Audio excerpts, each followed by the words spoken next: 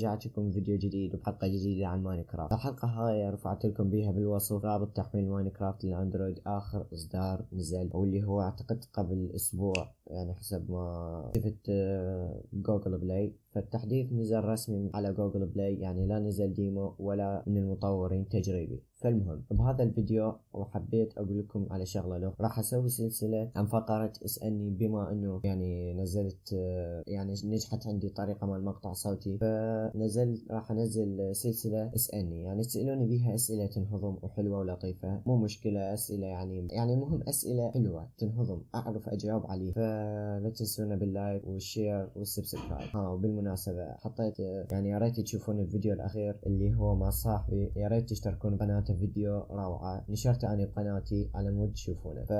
عن رمبو 6 اللي يحبها فخليه يروح يشوف الفيديو، لا الروعة والصراحة يستحق الدعم ومونتاجه حلو يفلش. فشكرا على المشاهدة، لا تنسون اللايك والاشتراك والسبسكرايب. في أمان الله.